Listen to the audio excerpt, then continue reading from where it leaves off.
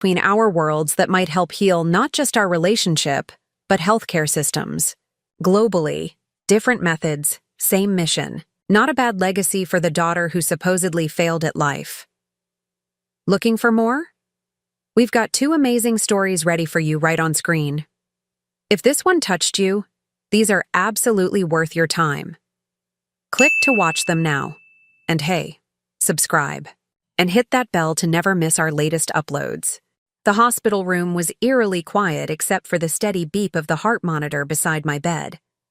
3 weeks of intensive care had left me disconnected from the outside world. Little did I know that while I was fighting for my life after the accident, my brother Alex was in our father's office, signing documents that would transfer control of Meridian Innovations, the company our father had built from nothing over 30 years, entirely to himself. I still remember the smug look on his face when he visited me that day, bringing the obligatory flowers and well wishes. He'd squeezed my hand, telling me not to worry about anything, that the company was being taken care of. There was something in his eyes I couldn't quite place then. A gleam of triumph, perhaps? I was too weak, too medicated to recognize what it meant. But Alex didn't know about the hidden safe behind the vintage map in Dad's study, the one Dad had shown only me during our late-night strategy sessions. He didn't know about the documents tucked inside, the contingency plans, the real succession strategy, or the letter Dad had written just weeks before his sudden heart attack. Alex thought he'd won, that he'd seized everything while I lay helpless in a hospital bed. He had no idea what was coming. I'd love to know which corner of the globe you're watching from. And if this story speaks to you, make sure to subscribe. Tomorrow's video is one you absolutely can't miss. Meridian Innovations has always been more than just a company to me. Growing up, I'd spent countless afternoons sitting cross-legged on the floor of Dad's home office, watching him review blueprints and financial projections while I did my homework. The company was his legacy, but he'd made it clear it would someday be our shared inheritance, mine and Alex's. Engineering excellence with integrity, Dad would say, his voice full of pride as he explained how he'd built the company from a small workshop in our garage to one of the leading engineering firms in the Pacific Northwest. I'd chosen to study engineering specifically to follow in his footsteps, while Alex had gone the finance route. My name is Ellie Mercer, and until 6 months ago, I was the Chief Innovation Officer at Meridian, working alongside my father, James Mercer, who despite being in his 60s, still ran the company with the same passion and attention to detail that had made it successful. Alex, my older brother by 4 years, served as CFO, handling the financial side while Dad and I focused on engineering and product development. We were the perfect team. At least that's what I thought. The morning of the accident was ordinary in every way. I remember stopping for coffee at the small cafe near our Seattle headquarters, chatting with Monica, the barista who knew my usual order by heart. It was raining, typical spring weather in the Northwest, and I was reviewing project notes on my tablet while waiting at a crosswalk. That's when everything changed. The screeching tires, the flash of headlights, the impact that sent me flying. After that, darkness. I woke up 3 days later in the hospital, my body broken in multiple places, fractured ribs, broken leg, internal injuries that required emergency surgery. The doctors told me I was lucky to be alive. Through the haze of pain medication, I learned that Dad had been by my side almost constantly, barely leaving except when Alex insisted he get some rest. Dad's taking it really hard, Alex told me during one of my more lucid moments. The company's in chaos without you both there. I'm doing my best to hold things together. I tried to focus on healing, but couldn't help worrying about Meridian. Dad and I had been in the middle of finalizing our newest product line, an innovative series of sustainable water filtration systems that could be game-changing for communities with limited access to clean water. It was the kind of project that perfectly embodied our company's mission, profitable innovation that made a difference in the world. Don't worry about any of that, Alex insisted whenever I brought up work. Just focus on getting better. A week into my hospital stay, Dad came to visit, looking exhausted but relieved to see me improving. He sat beside my bed, his weathered hands, a builder's hands, gently holding mine. "I've been thinking, Ellie," he said, his voice quieter than usual. "This accident, it's made me realize how fragile everything is. I need to make sure Meridian's future is secure no matter what happens." "Dad, I'm going to be fine," I assured him, though even talking was painful with my cracked ribs. He nodded, but his eyes were distant. "I know you will. You've always been a fighter, but I'm making some changes to our succession plan just to be safe." That was the last significant conversation I had with my father. The next morning, while sitting in his home office reviewing documents, he suffered a massive heart attack. By the time his housekeeper found him, it was too late. I received the news in my hospital bed, unable even to attend my own father's funeral. The grief was overwhelming, made worse by my physical confinement and the medications that kept me drifting between consciousness and uneasy sleep. Alex handled all the arrangements, the memorial service, and, as I would later discover, much more. During those foggy days of grief and recovery, I had visitors from the company, my assistant Claire, the head of engineering Marco, and other colleagues who brought flowers and shared stories about Dad. But increasingly, Alex would appear just as they arrived, hurrying them along with comments about my need for rest. "The doctors say too much stimulation isn't good for your recovery," he'd insist, giving my colleagues pointed looks until they made their excuses and left. In my more lucid moments, I noticed the frequency of Alex's visits changing. Initially, there daily, he began to come every other day, then just twice a week. When he did visit, he was often distracted, constantly checking his phone, cutting our conversations short. "Things are hectic at Meridian," he'd explain. "Someone has to keep the ship afloat." I was 3 weeks into my hospital stay when Claire managed to visit while Alex was in a meeting he couldn't reschedule. My assistant's normally cheerful face was tight with worry as she closed the door to my room and pulled her chair close to my bed. "Ellie, something's happening at Meridian," she whispered, glancing nervously at the door.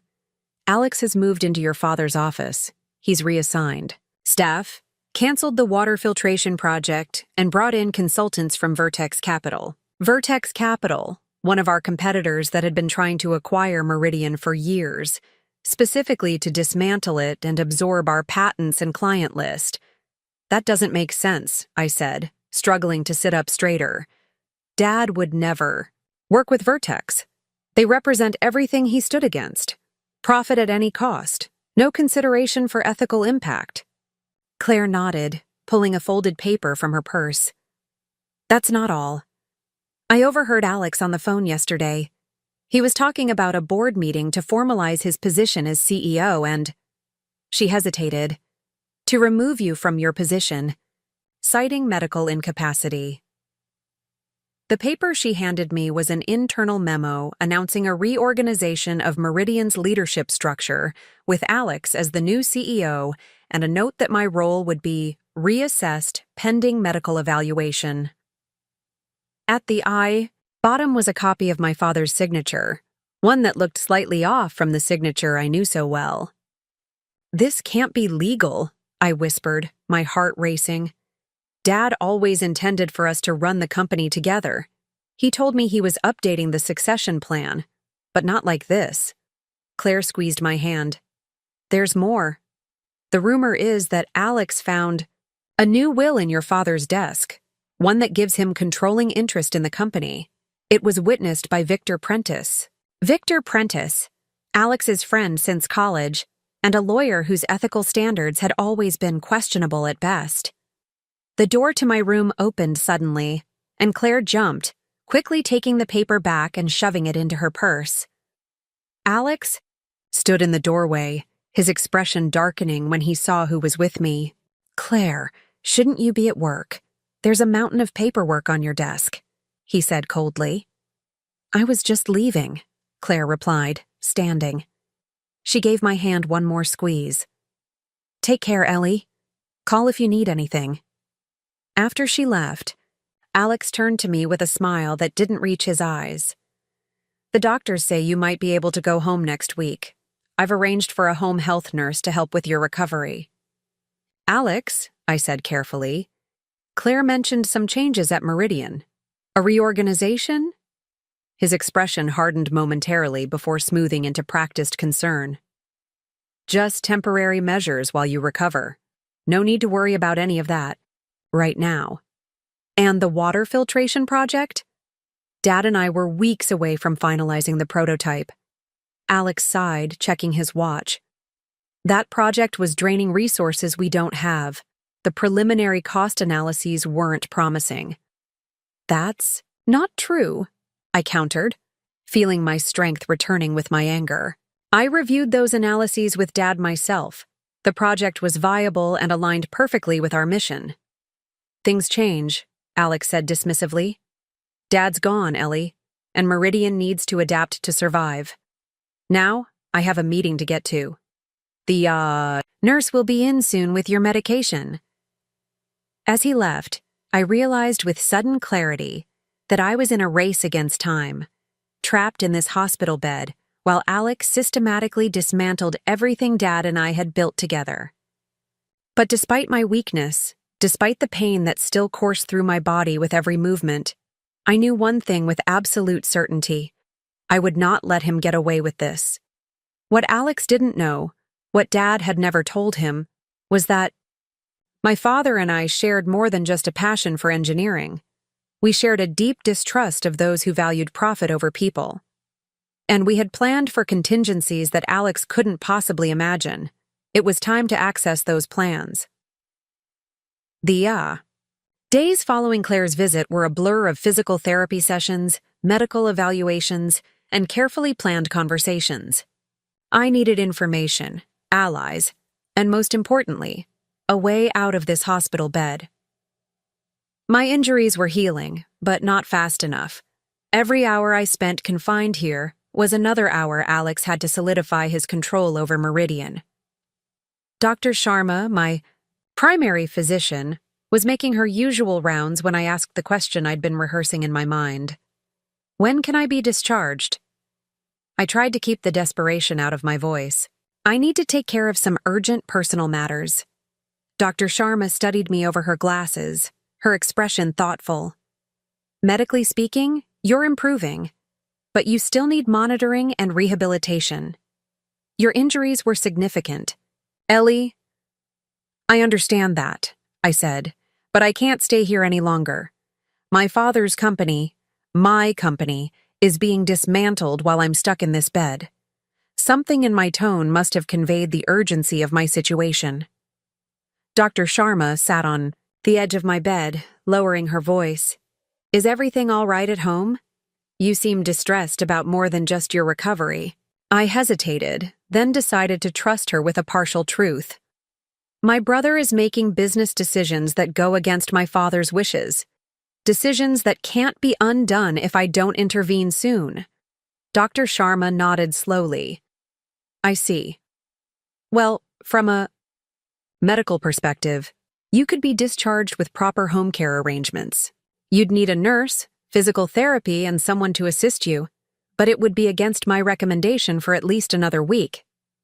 I'll sign whatever waiver you need, I said immediately, and I'll arrange for all the necessary care, gave me a long look before sighing. I'll start the paperwork, but promise me you won't overexert yourself. Your body still needs time to heal. A lot of love and effort went into bringing this story to life. If you're enjoying it, we'd be so grateful if you'd subscribe to our channel. Now, back to where we left off. After Dr. Sharma left, I called the one person I knew I could trust implicitly, my godfather, Howard Bennett. Dad's oldest friend and a retired corporate lawyer, Howard had been a constant presence throughout my life. He answered on the second ring. Ellie, is everything all right? His familiar gravelly voice was immediately concerned. No, I admitted, keeping my voice low. I need your help, Howard. It's about Meridian. And Alex. I explained everything. The accident, Dad's death, Alex's power grab, and my suspicions about the new will. Howard was silent for a long moment after I finished. When he spoke, his voice had an edge I'd rarely heard before. I always told James that Alex had too much of your mother in him. All ambition, no moral compass. My mother had left when I was 5, abandoning our family for a wealthy real estate developer. Alex, being older, had been more affected by her presence and her absence. I need to get to Dad's house, I said. There's something in his study that could change everything, but I need to get there before Alex finds it. What exactly are we looking for? Howard asked, his lawyer's mind already working on the problem. Safe behind the vintage map in his study. Dad showed it to me 3 months ago. He kept important documents there, documents not even his regular lawyer knew about. I'll be at the hospital in an hour, Howard said decisively. And I'll arrange for a private nurse to meet us at James's house. You'll stay there during your recovery. True to his word, Howard arrived with discharge papers in hand and a wheelchair waiting. Dr. Sharma gave me a final examination, a prescription for pain medication, and stern instructions for my continued care. By afternoon, I was being carefully helped into Howard's Mercedes. Every bump in the road sent jolts of pain through my still healing body, but I gritted my teeth and focused on what needed to be done. The familiar drive to my father's Bellevue estate took us past the gleaming Lake Washington, the water reflecting the cloudy sky above. I've been keeping tabs on Meridian since James passed, Howard said as we drove. Alex has been meeting with the board members individually, wining and dining them. And there was a filing with the SEC yesterday about a potential acquisition. My stomach tightened. Vertex Capital? Howard nodded grimly. The groundwork is being laid. If Alex has indeed produced a new will giving him controlling interest, and if the board backs him, he didn't need to finish the thought. Meridian would be sold, stripped for parts, and Dad's legacy would vanish. The company that had developed water purification systems for disaster-stricken areas created sustainable engineering solutions for developing communities and always prioritized ethical impact alongside profit margins would be reduced to patents and client lists. Dad's house appeared ahead, a modern cedar and glass structure set back from the road. As we pulled into the circular driveway, I noticed Alex's sleek black Audi parked near the entrance. "He's here," I whispered, panic rising in my chest. "Howard, we can't let him see me." Howard's expression hardened. "Leave that to me." He pulled past the main entrance to the service entrance at the side of the house, then helped me from the car. My legs were weak after weeks in a hospital bed, and I leaned heavily on Howard as we made our way inside. Martha, Dad's housekeeper for over a decade, met us at the door, her eyes widening at my condition. "Miss Ellie, they didn't tell me you were being discharged today." She looked nervously toward the front of the house. "Mr. Alex is in your father's study." "We need to avoid him," I whispered. "Is the guest room on this floor ready?" Martha nodded. "Always kept ready, just as your father liked." Howard helped me to the guest bedroom while Martha kept watch for Alex. Once I was settled, Howard conferred quietly with Martha before returning to my side. "Alex seems to be going through your father's files," he reported. "Martha says he's been doing this every evening for the past week, staying late into the night." I closed my eyes, trying to think through the fog of pain medication. "We need to get him out of the house long enough for me to access the safe." As if in answer to my thoughts, my phone buzzed with a text from Claire. "Emergency at Meridian. Water pipe burst near the server room. IT director requesting Alex's presence. ASAP." I showed Howard the message, a small smile forming despite the pain. Claire came through. Howard immediately went to relay the information to Martha, who would casually mention it to Alex. Within minutes, we heard the front door slam and the sound of Alex's car speeding down the driveway. "We don't have much time," I said, attempting to push myself up from the bed. The pain made me gasp, black spots dancing in my vision. Howard gently pressed me back down. "Tell me where to look. I'll do the physical part." I described the exact location of the safe, behind the large vintage map of the Pacific Northwest that Dad had bought at an auction when I was just a child. "The combination is my birthday, Mom's birthday, and the year Meridian was founded, 10/22/07/15/1992. Howard left while Martha stayed with me, her kind face etched with concern. "Your father would be heartbroken to see what's happening," she said quietly.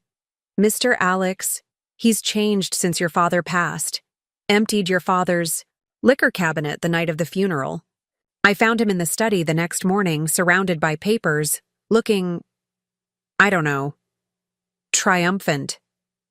Her words confirmed what I already suspected. Alex had been planning this takeover for some time, perhaps even before Dad's death.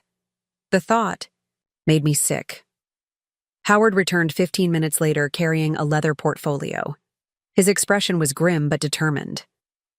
"Found it," he said, placing the portfolio beside me on the bed.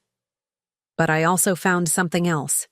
The study has been thoroughly searched, drawers left partially open, books out of place. Alex has been looking for something." "This," I said, touching the portfolio. "He's been looking for this." With trembling hands, I undid the leather ties. Inside were exactly what I'd hoped to find: Dad's real succession plans, notarized and dated just 3 weeks before his death. The documents clearly stated that Meridian Innovations would be jointly controlled by Alex and me, with a supermajority vote of 65% required for any major company decisions, including sale of assets or changes to the executive structure. Most critically, there was a letter addressed to me, sealed and dated the day before my accident. "My dear Ellie, if you're reading this, circumstances have forced your hand. I've been concerned about Alex's recent meetings with Vertex Capital. Meetings he thought I didn't know about. I fear he's forgotten what Meridian truly stands for. The enclosed documents represent my true wishes for the company's future. The succession plan ensures neither you nor Alex can make unilateral decisions. This was deliberate. You balance each other when at your best.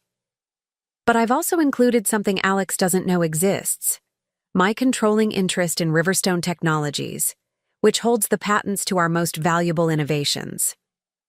Without these, Meridian would be worth a fraction of its current value to any buyer. Use this leverage wisely, Ellie. Not to punish your brother, but to preserve what we've built and what it stands for." With love and faith in you, Dad, I looked up at Howard, tears blurring my vision. He knew. Dad knew what Alex might try to do. Howard nodded solemnly. James always saw people clearly, even those he loved. He gestured to the documents. "This changes everything, but we need to move carefully. If Alex has indeed produced a fraudulent will, we're dealing with criminal activity." Just then, Martha appeared at the doorway, her face pale. "Mr. Alex just called. He says there was no emergency at Meridian. He's on his way back, and he sounds angry." Howard quickly gathered the documents back into the portfolio. "We need to leave. Now." "No," I said firmly, finding strength in my father's words. "This is Dad's house, our house. I'm not running from Alex. It's time he learned that his plan has a fatal flaw." Howard looked uncertain. "Ellie, you're in no condition for a confrontation." "I don't need physical strength for this," I replied, clutching the portfolio to my chest. "I have something much more powerful: the truth." As we heard Alex's car pulling into the driveway, I steeled myself for the confrontation ahead. The documents in my possession would shatter his carefully constructed plans, but I knew my brother well enough to understand he wouldn't give up without a fight. What Alex didn't realize was that neither would I. The front door slammed with enough force to rattle the windows. Alex's footsteps echoed through the house, heavy, determined, angry. Martha! His voice carried down the hallway. Who's here? Whose car is that? Howard squeezed my hand reassuringly before standing to position himself between the door and my bed. Martha had quietly slipped out, presumably to intercept Alex, but I could hear his footsteps approaching regardless. Sir, please. Martha's protest was cut short as Alex pushed past her into the doorway of the guest room. He froze at the sight of me propped up against the pillows, Howard standing protectively nearby. For a brief moment, I caught a flicker of something in his eyes, shock, perhaps even guilt, before his expression hardened into cool detachment. Well, he said, straightening his designer tie, this is unexpected. I wasn't informed you were being discharged today. Clearly, I replied, my voice steadier than I felt. Though as co-owner of Meridian Innovations, I'm not sure why I would need your permission to recover in my father's home. Alex's eyes narrowed at my deliberate emphasis on co-owner. His gaze flicked to the portfolio resting on my lap, and I saw the exact moment recognition dawned on his face. Howard, he acknowledged coldly, I see you've taken it upon yourself to interfere in family matters. Family matters became legal matters when you started falsifying documents, Alex, Howard replied, his voice carrying the weight of his 40 years in corporate law. Alex's laugh was sharp and dismissive. That's a serious accusation. I'd be careful making statements like that without evidence. I opened the portfolio and removed Dad's letter, holding it up. We have the evidence. Dad's real succession plan, his letter explaining his concerns about your meetings with Vertex Capital and, I paused for effect, documentation of his controlling interest in Riverstone Technologies. The color drained from Alex's face at the mention of Riverstone. He clearly hadn't known about this particular contingency of Dad's. That's impossible, he said, but his voice lacked conviction. Dad signed a new will before he died. Everything was handled legally. By Victor Prentice? I asked. Your college roommate who was disbarred in Oregon before conveniently getting licensed in Washington? That? Victor? A muscle twitches in Alex's jaw. You've been in a hospital bed for weeks. You have no idea what's been happening at Meridian. The company is in financial trouble. Dad was sentimental about his legacy, but his business model isn't sustainable in today's market. That's not true, I countered. I reviewed the quarterly projections with Dad the day before my accident. Meridian is financially sound, especially with the new water filtration contracts coming in. Those contracts are a dream. Alex's composure cracked slightly. Developing nations with unstable governments? Relief organizations with limited budgets? Where's the reliable profit in that? And there it was, the fundamental difference between us. Dad and I had built Meridian to make a difference first and a profit second. Alex had never understood that. Vision. Those contracts represent exactly what Meridian stands for, I said quietly. Innovation that matters. Engineering that changes lives. Alex rolled his eyes. Save the company motto for the website, Ellie. The real world runs on profit margins and growth projections. Vertex understands that. They're offering 3 times Meridian's market value. And what happens to our employees, our projects in development, the communities that depend on our technology? I asked, already knowing the answer. That's business, he replied coldly. Acquisitions mean restructuring. It's inevitable. Howard stepped forward. Let's be clear about what's happening here. Alex, you've produced a fraudulent will, attempted to exclude Ellie from her rightful position in the company, and begun negotiations to sell Meridian against your father's explicit wishes. Alex's face flushed with anger. You can't prove any of that. Actually, Howard continued, we can. The document forensics on your new will should be interesting, especially when compared to these notarized papers, not to mention the testimony from the board members you've been pressuring individually. I could almost see the calculations happening behind Alex's eyes as he assessed his position. His gaze kept returning to the portfolio in my lap, as if he could somehow seize it and make all his problems disappear. "This company is being run into the ground by Dad's outdated idealism," he said finally. "You were always his favorite, Ellie. Always the one who shared his vision, who could do no wrong. He never saw what I could bring to Meridian. Financial acumen, strategic partnerships, global positioning. He saw exactly who you are," I said sadly. "That's why he created a succession plan that required us to work together. He knew I needed your financial expertise, just as you needed my innovation focus. He wanted us to balance each other." "Balance?" Alex scoffed. "When has anything been balanced between us? You got the title you wanted, the projects you wanted. Dad's approval. What did I get? CFO, glorified accountant, always in the shadows." The bitterness in his voice was raw, revealing wounds I hadn't fully appreciated. For all his outward confidence, Alex had always measured himself against Dad's standards and found himself wanting. "That's not true," I said more gently. "Dad valued you. He just wanted Meridian to maintain its ethical foundation while growing financially." "Ethics don't pay dividends," Alex muttered. "But they do create a legacy worth preserving," I countered. "And they're what make Meridian valuable beyond just its patents and client list." An uncomfortable silence fell between us. Martha had quietly retreated, closing the door behind her to give us privacy. Howard remained standing, a silent but watchful presence. Finally, Alex spoke, his voice carefully controlled once more. "So, what happens now? You wave those papers around, declare victory, and take control of Meridian?" "No," I said firmly. "What happens now is we honor Dad's wishes. Joint leadership, supermajority voting on major decisions, no sale to Vertex or anyone else without mutual agreement."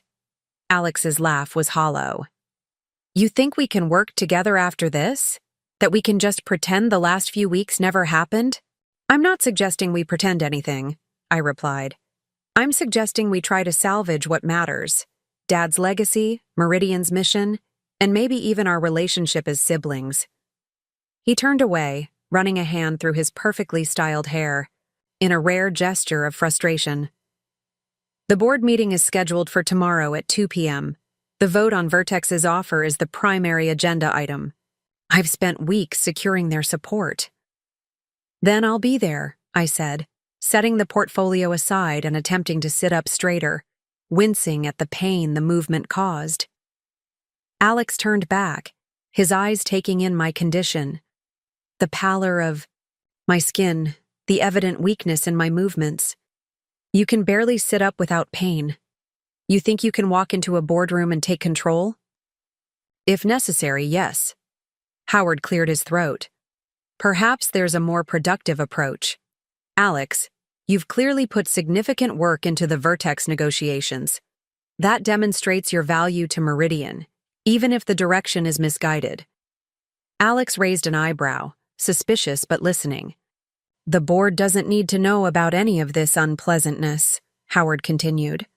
"Ellie attends tomorrow's meeting as planned in the original succession documents. You jointly present a new direction for Meridian, one that addresses your financial concerns while preserving the company's core mission." "And the Vertex offer?" Alex asked. "It has declined," I said firmly. "But we can explore strategic partnerships that don't involve selling the company outright." Alex paced the room, considering.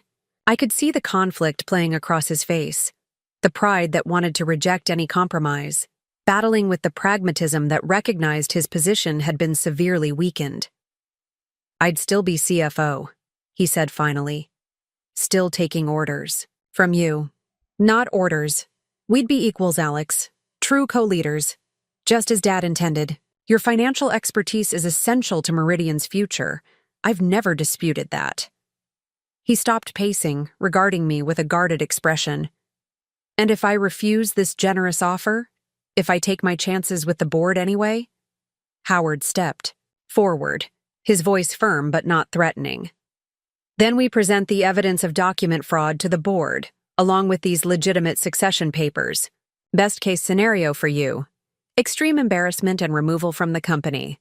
Worst case, criminal charges. The weight of his precarious position seemed to finally hit Alex.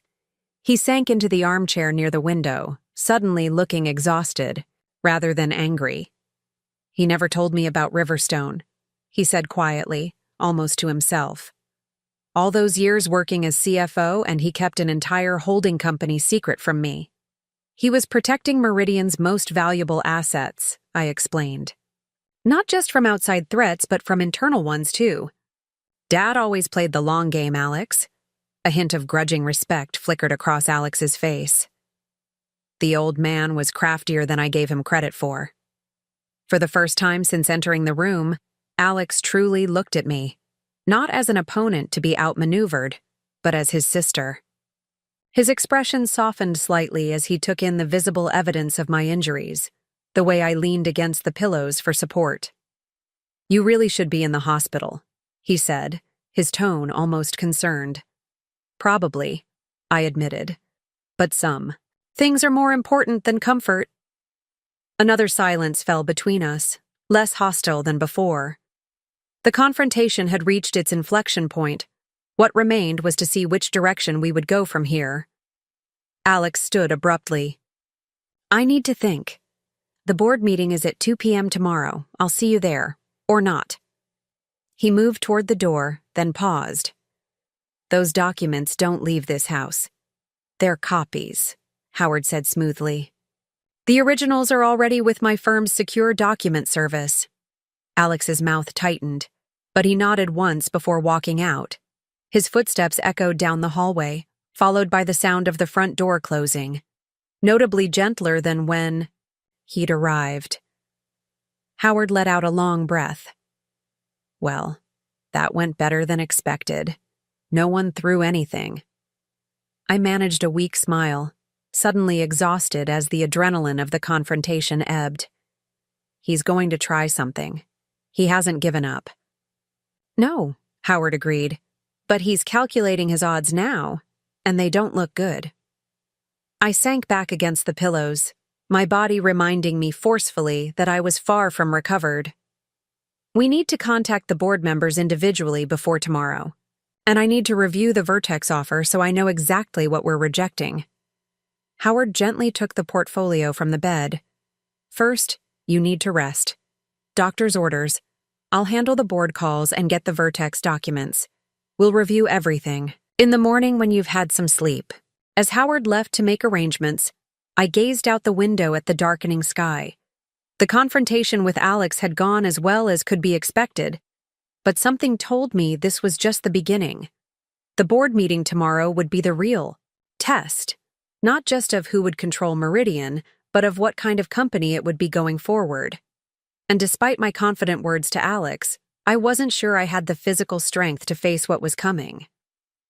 But I knew one thing with absolute certainty. I would find a way. For Dad, for Meridian, and for myself. Sleep came in fitful bursts that night, interrupted by pain and anxious thoughts about the board meeting. By dawn, I was already awake, reviewing. The documents Howard had left beside my bed, copies of the Vertex acquisition offer, Meridian's most recent financial statements, and profiles of each board member. Martha appeared with a breakfast tray and my pain medication. "You should be resting, Miss Ellie, not working." "The board meeting is in 8 hours, I replied, gratefully accepting the coffee she offered. "Rest will have to wait." She clicked her tongue disapprovingly but helped prop me up with extra pillows. "Your father would be proud of you fighting for the company like this, but he'd also tell you to take care of yourself." She was right, of course. Dad had always emphasized sustainable effort. "You can't help others if you burn yourself out," he'd say. But these were extraordinary circumstances. A soft knock at the door announced Howard's arrival. He entered carrying a garment bag over one arm and a concerned expression. "Did you sleep at all?" he asked, taking in the papers spread across my bed. "Enough," I lied. "Did you reach the board members?" Howard hung the garment bag on the door. 4 of the 7, Jenkins and Washington, were supportive once I explained the situation. Lowell was non-committal, but concerned about the ethics of what Alex has been doing. Peterson refused to discuss anything before the meeting. And the other three? Unreachable. Which probably means Alex got to them first. Howard sat in the chair, beside my bed. But that still leaves the vote uncertain. With you there presenting the legitimate succession plan, we have a fighting chance. I nodded, though the thought of physically attending the meeting was daunting. Every movement sent pain radiating through my still healing body, and the mere act of sitting up for an hour left me exhausted. I had Claire bring one of your business suits, Howard continued, gesturing to the garment bag, and the private nurse will be here at noon to help you prepare. But Ellie, I need to be clear about something. This is going to push your recovery back significantly. Dr. Sharma would strongly advise against it. I know, I said softly. But there's no other option. This meeting will determine Meridian's future. I have to be there. Howard nodded, resigned. Then let's use our time wisely. I've been going through the Vertex offer. There are some concerning clauses you should be aware of. We spent the next several hours dissecting the acquisition proposal. As suspected, the deal would effectively dismantle Meridian as we knew it.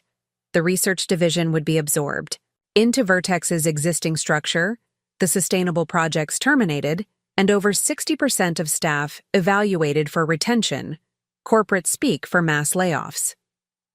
They're only interested in the patents and client relationships, I said, disgusted. Everything Dad built would be gone within 6 months. Howard nodded grimly. Classic corporate acquisition strategy. Strip the assets, eliminate the competition, and discard the rest. And the board is considering this? Alex has presented it as the only viable option for Meridian's future. According to what Jenkins told me, he's been painting a bleak financial picture. I shuffled through the financial statements, my engineering mind quickly processing the numbers. But that's not accurate. Yes, the sustainable projects have higher initial costs, but the long-term contracts are solid. And the new filtration system has already secured pre-orders from 3 major relief organizations. Alex has apparently been emphasizing short-term financials and downplaying future projections, Howard explained. Selective presentation of data. My phone buzzed with a text from Claire. Just left Meridian. Alex called an emergency pre-meeting with board members at noon. Something's happening. I showed Howard the message, the alarm rising. He's making a move before I can get there. Howard's expression darkened. We need to act now. I'll call the board secretary and invoke emergency shareholder rights to postpone any vote until all legal successors are present. While Howard made his calls, I dialed Marco Rodriguez, our head of engineering and Dad's trusted project manager for 15 years. Ellie? Marco answered, surprise evident in his voice. Are you out of the hospital?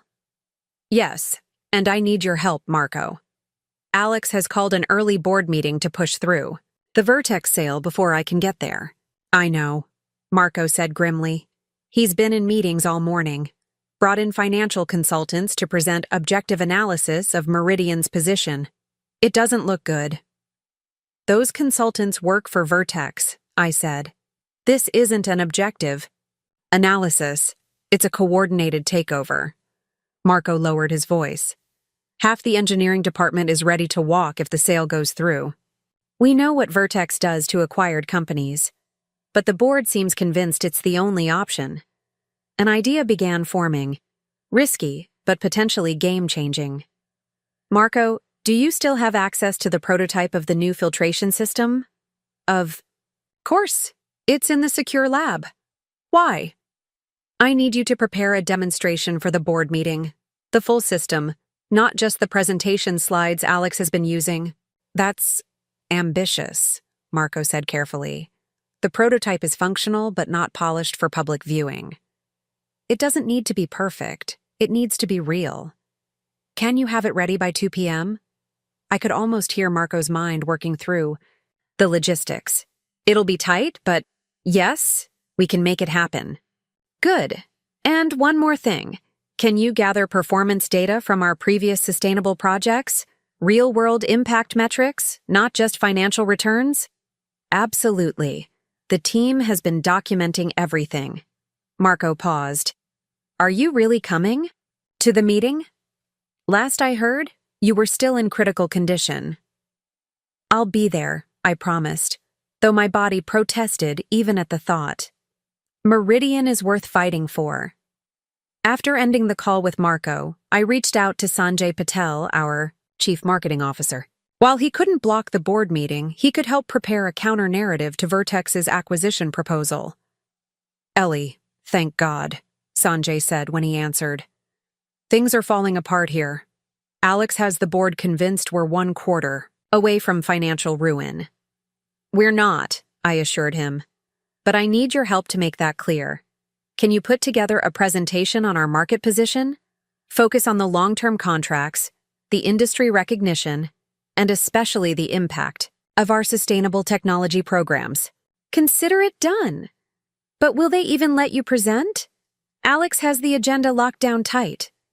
Leave that to me and Howard, I said with more confidence than I felt. Just have the materials ready. And Sanjay, thank you for standing by Meridian's mission. Your father gave me my start when no one else would take a chance on me, he replied simply.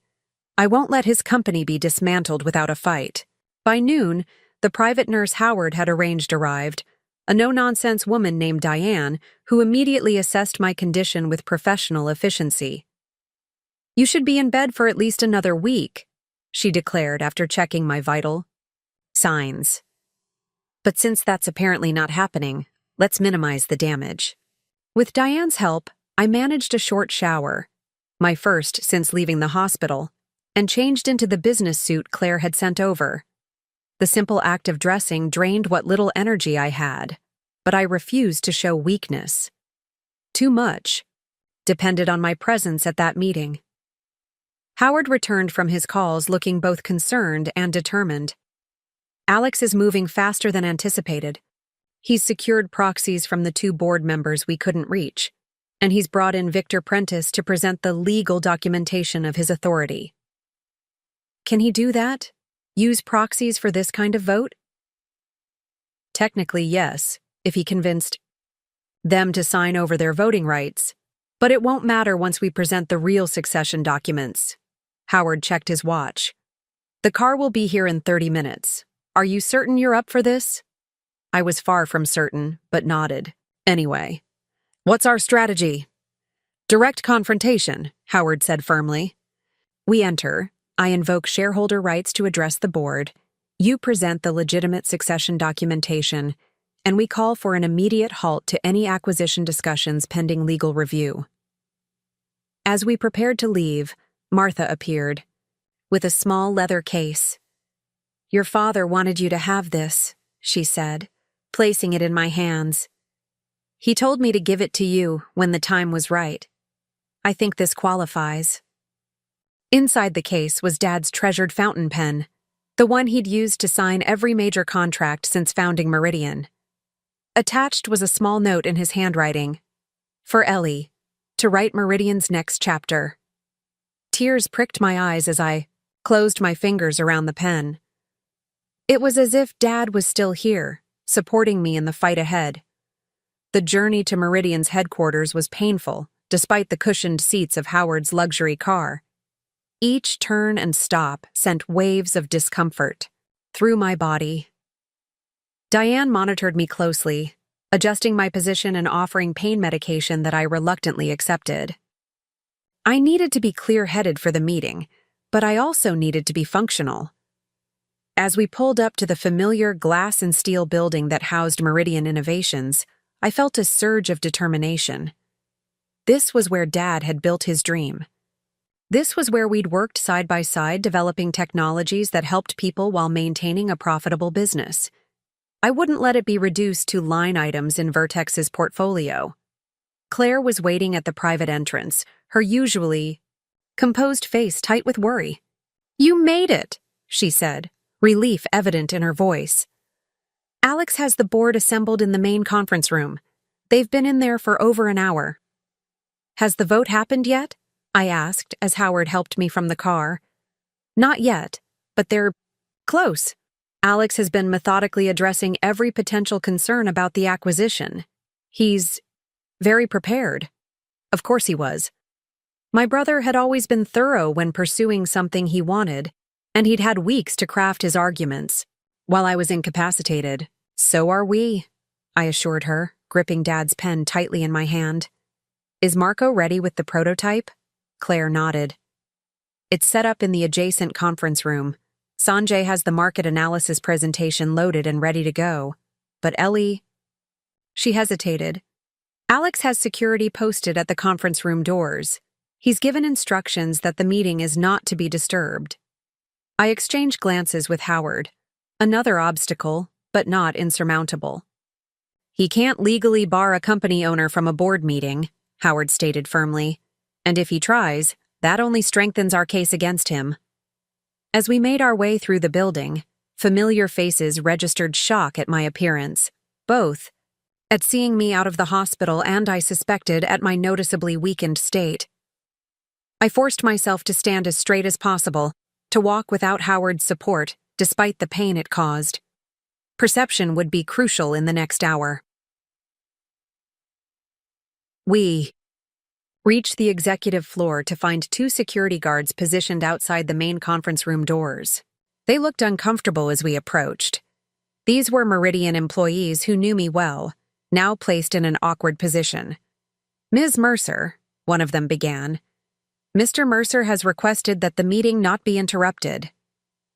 I understand, Paul, I said calmly, but as co-owner of Meridian Innovations, I'm not interrupting. I'm attending. The guards exchanged uncertain glances. Howard stepped forward, his authoritative presence impossible to ignore. Gentlemen, preventing Ms. Mercer from attending this board meeting would constitute a serious legal violation. I suggest you make the wise choice here. After a moment's hesitation, Paul nodded and stepped aside. Yes, ma'am, sir. With a deep breath to steady myself, I grasped the door handle. Behind this door, my brother was selling our father's legacy to the highest bidder. Behind this door, Meridian's future hung in the balance. I pushed it open and stepped inside. The conversation in the boardroom died instantly as all heads turned toward the door. 8 faces registered various degrees of shock at my appearance. 7 board members seated around the massive walnut table, and Alex, standing at the head with a presentation remote in his hand. For a brief moment, no one spoke. The projected slide behind Alex showed a graph with Meridian's stock value steadily declining, a selective representation of data that ignored our strong fundamentals. Alex recovered first, his surprise quickly masked by a professional smile that didn't reach his eyes. Ellie, this is unexpected. We were told you were still confined to hospital care. Clearly, those reports were exaggerated, I replied, my voice steadier than my legs felt as I made my way into the room. Howard followed close behind, a reassuring presence at my shoulder. Dr. Abigail Jenkins, one of our longest-serving board members and a former colleague of Dad's, stood immediately. Ellie, my dear, should you be up and about? You look like I've been hit by a car. I finished with a small smile. That's because I was. But some things are important enough to leave a hospital bed for. The future of Meridian is one of them. Board Chairman William Lowell cleared his throat. While we're certainly pleased to see you recovering, Ms. Mercer, we are in the middle of a critical vote regarding the company's future. Perhaps if you'd like to observe, I'm not here to observe, Mr. Lowell, I interrupted, moving slowly toward the table. Each step required conscious effort not to wince. I'm here to participate. As the rightful co-CEO of Meridian Innovations, according to my father's legal succession plan. Alex's smile faltered. We've already addressed the succession matter. The board has reviewed the updated will and has been misled, Howard interjected, smoothly, stepping forward to place a folder on the table. My name is Howard Bennett, corporate attorney and executor of James Mercer's estate. The documents you've been presented with are, to put it delicately, problematic. Alex's face hardened. This is highly inappropriate.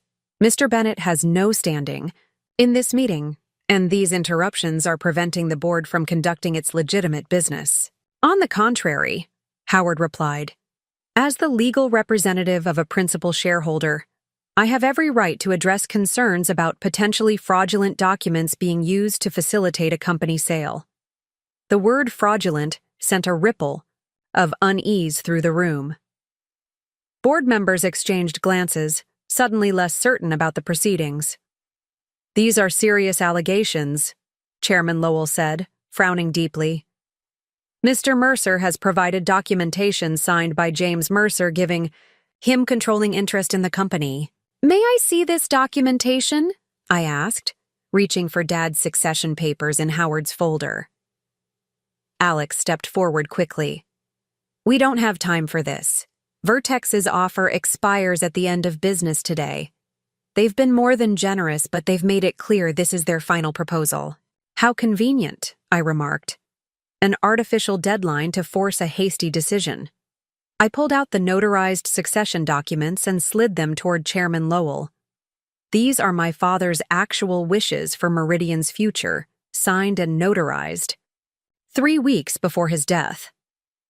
You'll note they specifically established joint leadership between Alex and myself, with a supermajority requirement for any major company decisions, including acquisition offers. Lowell studied the documents with a deepening frown, while the other board members leaned forward, tension filling the room. This is a last-minute attempt to derail a beneficial transaction, Alex insisted, his composure slipping. Ellie has been out of touch with company operations for weeks. She doesn't understand our current position. I steadied myself against the table, fighting a wave of dizziness. Then enlighten me, Alex. Explain why Meridian, a profitable company with groundbreaking technology, loyal clients, and a 30-year reputation for excellence, suddenly needs to sell itself to a competitor known for dismantling the companies it acquires. The market is changing, Alex replied, gesturing toward his presentation. Our focus on sustainable long-term projects is draining capital. Vertex is offering 3 times our current market valuation, a tremendous return for our shareholders. At the cost of everything Dad built, I countered. Everything Meridian stands for. Business isn't about sentimentality, Ellie. Alex's tone was patronizing. It's about creating value. And what value will remain after Vertex absorbs our patents, lays off our staff, and abandons the projects that actually help people? I turned to address the board directly. You're being shown a deliberately pessimistic view of Meridian's position to justify a fire sale. But there's another perspective you should consider before voting. I nodded to Howard, who opened the conference room door. Marco entered, followed by 2 engineers wheeling in the prototype water filtration system we'd been developing for disaster. Relief zones. What is this? Alex demanded, his face flushing with anger. This, I said, is Meridian's future. The Meridian Pure S200, a portable, solar-powered filtration system capable of providing clean water for up to 500 people per day, at 1/10 the cost of current alternatives. Marco stepped forward, his pride in the project evident. The S200 represents a breakthrough in both efficiency and affordability. We've already secured conditional contracts with 3 major international relief organizations, pending final production. Contracts that would be terminated if Meridian is acquired, I added, watching the board members' reactions. Sanjay entered next, quickly connecting his laptop to the projection system. The graph of Meridian's supposedly declining value was replaced by a comprehensive market analysis showing our actual position, solid fundamentals, growing market share in sustainable technology, and projected revenue increases from the new product lines. This is the actual state of Meridian Innovations, Sanjay explained, his marketing expertise evident in the clear, compelling presentation.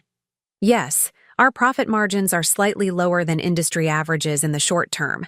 That's because we invest in technologies that solve real problems, not just quick profit ventures. Alex moved to interrupt, but Chairman Lowell held up his hand. Let them finish, Alex. The board deserves to hear all perspectives before voting. For the next 20 minutes, Marco and Sanjay presented the complete picture of Meridian's operations, technological advantages, and market position. I watched the board members' expressions shift from concern to interest to cautious optimism. Dr. Jenkins spoke up first after the presentation. This filtration system, is it fully functional? Not. Just a concept? Completely operational, Marco confirmed. We've been field testing prototypes in partnership with Global Aid for 6 months. The results exceed all expectations. And the production costs? Asked Rajiv Washington, our most financially conservative board member. Higher initially than we'd like, Marco acknowledged, but we've identified manufacturing efficiencies that will reduce costs by approximately 22% in the second production run. The projection models are in your packets. Throughout the discussion, I remained standing despite the pain radiating through my body. To sit would show weakness, and I needed the board to see me as capable of leading Meridian forward. But my strength was fading fast, a fact that didn't escape Alex's notice. This is all very inspiring, he said, reclaiming control of the conversation as Sanjay finished. But it doesn't change the fundamental realities. Developing markets are unstable. Relief organizations have limited budgets. The commercial applications of our technology are where the real value lies. Value that Vertex is prepared to pay a premium for. At the cost of abandoning the projects that actually help people, I repeated. Business isn't charity, Ellie. No, I agreed. But it doesn't have to be predatory either. Dad built Meridian to prove that profit and purpose could coexist. That engineering excellence could serve humanity while also generating returns for investors. I turned to address the board again, summoning my remaining strength. The choice before you isn't just about finances. It's about what kind of company Meridian will be going forward. Will we honor my father's vision of innovation that matters? Or will we become just another cautionary tale of corporate acquisition and asset stripping?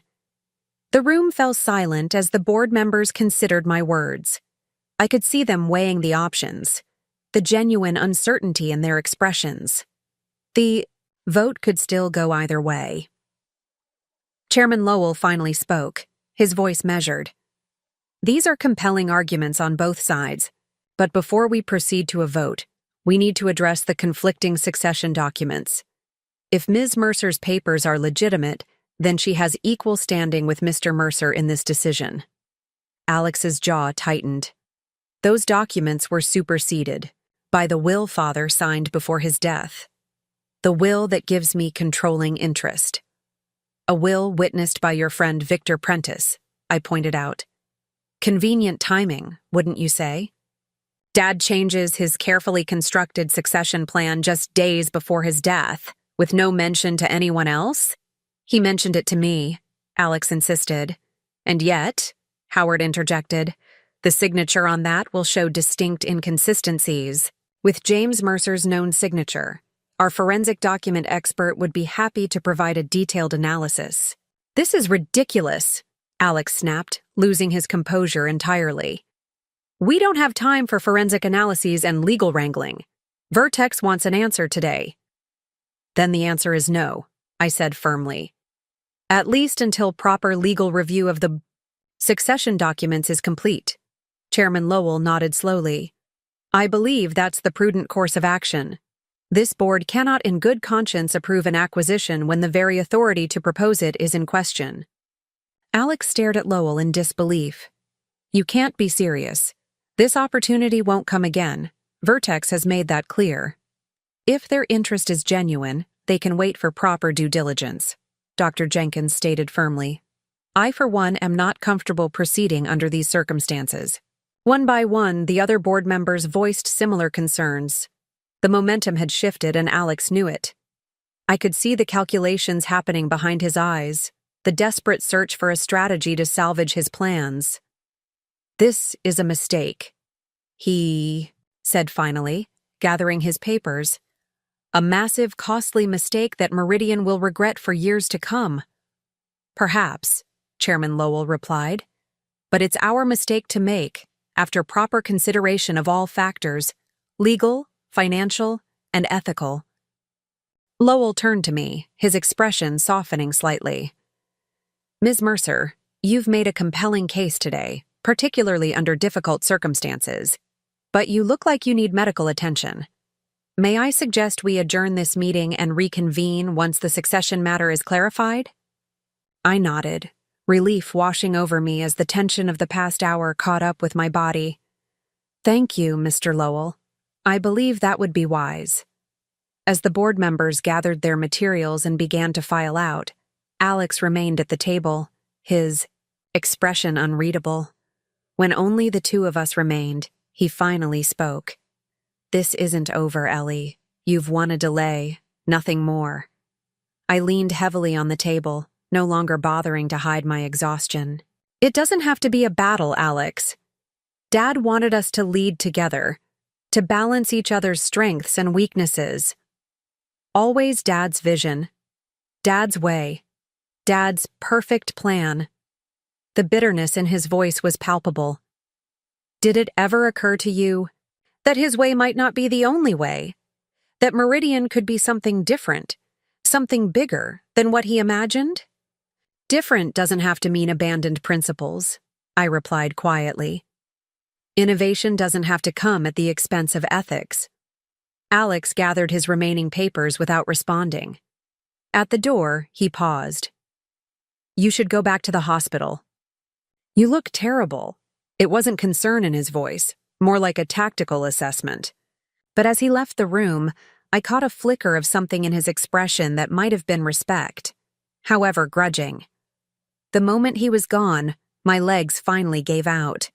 I sank into the nearest chair, the pain I'd been suppressing washing over, me in waves. Howard rushed to my side, his face creased with worry. You need to get back to the doctor now, he said firmly. You've pushed yourself far too hard. I didn't argue.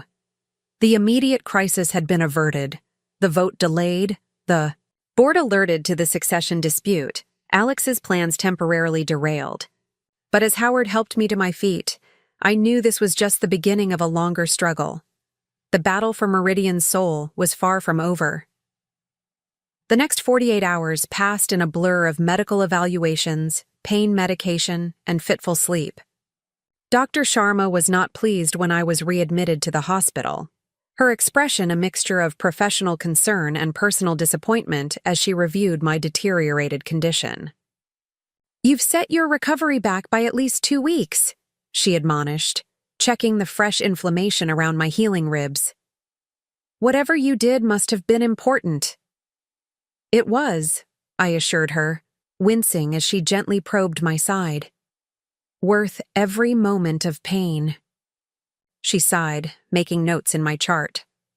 Your body might disagree. You need complete rest now. No work calls, no visitors except immediate family, no stress. That last requirement seemed impossible under the circumstances, but I nodded anyway. The board meeting had drained what little energy I'd managed to rebuild, and my body was demanding the rest I'd denied it. Howard visited briefly that evening, keeping his update succinct out of respect for Dr. Sharma's orders.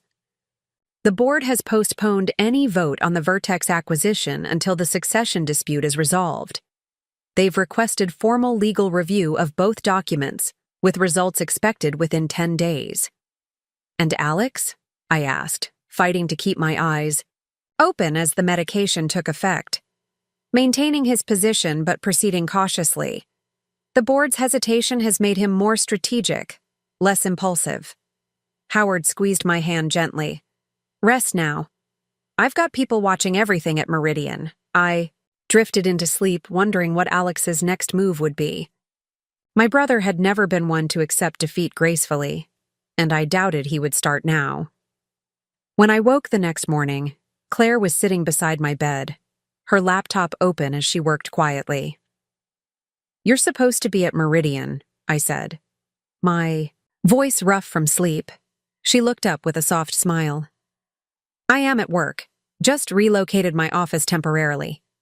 She gestured to her laptop. Someone needs to keep you updated without stressing you out. Howard thought I was the logical choice. Is there news? Claire hesitated just long enough for me to know something significant had happened. Alex called an all-staff meeting yesterday afternoon. I struggled to sit up straighter, concerned instantly overriding my fatigue. About what? Ostensibly to reassure everyone that Meridian remains stable despite the temporary leadership uncertainty, as he put it. Claire's air quotes made her opinion of that phrasing clear. But really, I think it was damage control. Word about the board meeting spread quickly. People know you challenged him and stopped the Vertex sale. How did the staff react? Mixed. Claire closed her laptop, giving me her full attention. Most of engineering and R&D are firmly in your corner. They've been worried about what Vertex would do to the innovative projects, especially the sustainable. Uns? And the rest? Finance and some of the sales are with Alex. They've bought into his vision of a more commercially focused Meridian, and others are just keeping their heads down, waiting to see who wins before committing. It was about what I'd expected. Meridian had always housed two somewhat distinct cultures, those drawn to the innovative, world-changing aspects of our work, and those more focused on traditional business metrics. There's something else, Claire continued, looking slightly uncomfortable. Kendra Mitchell from Vertex Capital requested a meeting with you. That was unexpected. Kendra Mitchell was Vertex's aggressive CEO, known for her ruthless acquisition strategies. What did you tell her? That you're unavailable due to medical recovery, but that I'd pass along the request. She was insistent. Said it was a private matter, not related to the acquisition. I frowned, trying to make sense of this development. What could Mitchell possibly want to discuss privately? A different angle on the acquisition? A threat? A bribe? Tell her I'll consider meeting when I'm released from the hospital, I decided. But make it clear the acquisition is still off the table. Claire nodded, making a note on her phone. Also, Howard asked me to give you this. She handed me a sealed envelope. The preliminary findings from the document expert. My heart raced as I opened it, scanning the formal report inside. The expert's conclusion was carefully worded but clear. Significant irregularities in the signature on the will Alex had presented, consistent with forgery rather than authentic variation. Not definitive proof yet, but strong evidence that supported our case?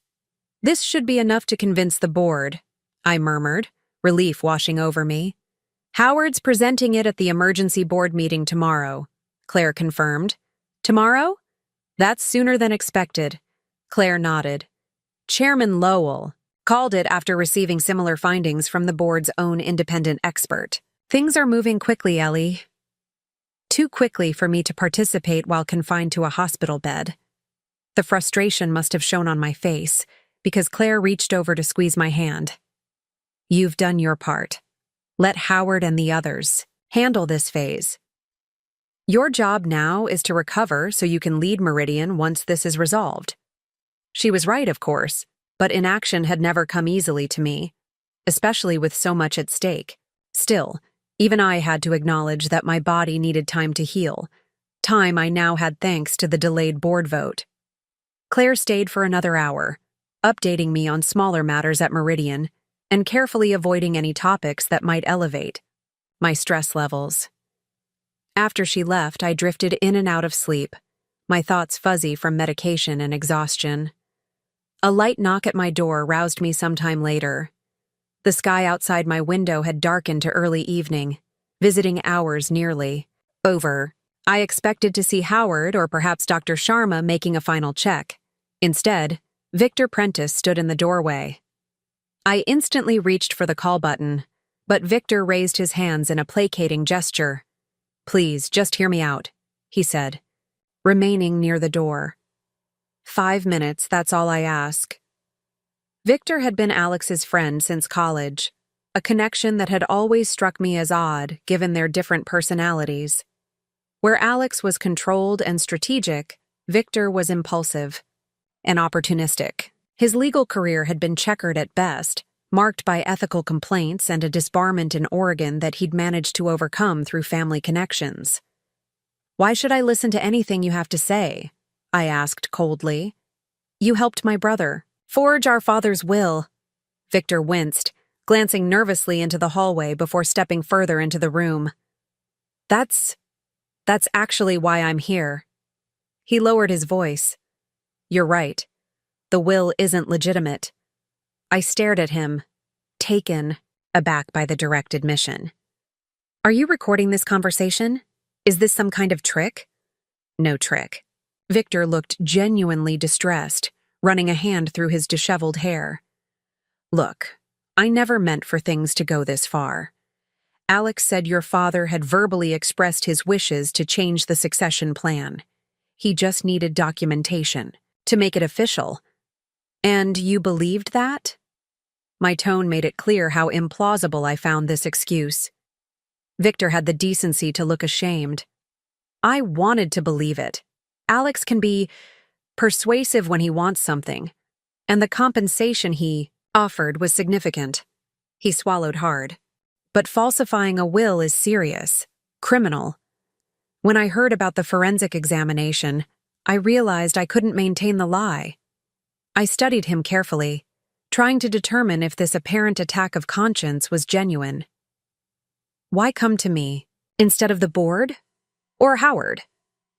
"Because I think there's more going on than you realize." Victor lowered his voice further. After the board meeting was postponed, Alex had another meeting with Vertex. Not with their acquisition team, but with Kendra Mitchell directly. Very private, very off the record. That aligned with Claire's information about Mitchell wanting to meet with me. What was discussed? I don't know the details, but afterward, Alex started asking me about ways to access your father's personal records, specifically something called Riverstone Technologies. My breath caught. Riverstone was Dad's holding company for Meridians. Most valuable patents, the company mentioned in his letter to me. But how had Alex learned about it? "What did you tell him?" I asked, careful to keep my expression neutral. Nothing specific. I genuinely didn't know anything. But the way he was asking, it wasn't normal curiosity. He seemed desperate to find information about it. Victor shifted uncomfortably. "Look, I know I've made mistakes, serious ones, but I'm trying to make things right. Alex is pursuing something beyond just controlling Meridian, and I'm worried about how far he'll go." I considered Victor's words carefully. If he was telling the truth, a significant if, then Alex was now targeting Riverstone Technologies, perhaps as an alternative route, to giving Vertex what they wanted: control of Meridian's most valuable intellectual property. "Why should I trust you now?" I asked bluntly. Victor reached into his jacket pocket and removed a folded document. "Because I'm willing to put this in writing. My sworn statement acknowledging that I helped create a fraudulent will, including the specific instructions Alex gave me." He placed it on my bedside table. "I'll face the consequences of my actions, but I won't let this destroy your father's legacy." It was a compelling gesture, assuming the statement was as comprehensive as he claimed. But something still didn't add up. "Alex must know this would implicate you. Why risk coming here?" A flash of anger crossed Victor's face. "Because he's already thrown me under the bus, told the board's investigator that I must have misunderstood his instructions, that he never asked me to falsify anything." His bitter laugh held no humor. 15 years of friendship, and he discarded me the moment I became a liability. Now Victor's motivation made sense. This wasn't about conscience. It was about revenge for Alex's betrayal. Still, a vengeful witness could be just as useful as a repentant one, perhaps more so. "I'll need to have Howard review your statement," I said, nodding toward the document. "Of course." Victor moved toward the door, then paused. "There's one more thing you should know. The board isn't just concerned about the succession issue anymore. There are questions about company finances, specifically project funds that were reallocated under Alex's direction after your father died. This was new information. What kind of reallocations? I don't know the details, but Chairman Lowell has requested a full financial audit going back 6 months. Victor's expression was grim. Whatever Alex is involved in, it goes deeper than just wanting to control Meridian. Be careful, Ellie. After he left, I stared at the statement he'd provided, my mind racing despite the fog of medication. If Victor was telling the truth about the will, about Alex's interest in Riverstone, about financial irregularities, then the situation was even more complex than I'd realized. I reached for my phone to call Howard, then hesitated. This information changed things, but acting impulsively could be dangerous. I needed to think strategically, to understand the larger picture before making my next move. For the first time since this ordeal began, I found myself wondering if Alex's actions were driven by something more than simple ambition and resentment. What if he was caught up in something larger, something that made controlling Meridian seem like his only option? As darkness fell outside my hospital window, I realized that saving Dad's company might require more than just proving the legitimacy of the succession plan. It might require understanding what had driven my brother to such desperate measures in the first place, and perhaps finding a way to save him too. The next morning brought a surprise visitor, Chairman William Lowell himself. Tall and distinguished with silver hair and the measured movements of a man accustomed to being listened to, Lowell had known my father for over 20 years. They hadn't always agreed on Meridian's direction, but there had been mutual respect between them. "You look better than you did at the board meeting," he observed, settling into the visitor's chair. "Though that's not saying much. Hospital beds have that effect," I replied, adjusting myself to a more upright position. "I appreciate you coming, Chairman." "William, please. I think we're past formalities at this point." He studied me thoughtfully. "I wanted to see you before today's emergency board session. Your lawyer, Bennett, has presented compelling evidence regarding the succession documents." "And?" I prompted when he didn't continue. "And it appears your brother may have misrepresented certain facts to the board." Lowell's diplomatic phrasing couldn't disguise the seriousness of his meaning. There will be consequences for that, of course, but my concern extends beyond the succession issue. I thought of Victor's warning about financial irregularities. "Is this about the audit you've requested?" Lowell raised an eyebrow, clearly surprised. "I knew about it." "Yes. Initial findings indicate unusual fund transfers between project accounts over the past 4 months, since your father's death. Amounts were moved from sustainable development projects to commercial research, then portions were diverted to external consultants we can't verify." "Alex is doing?" "The authorizations bear his signature, yes.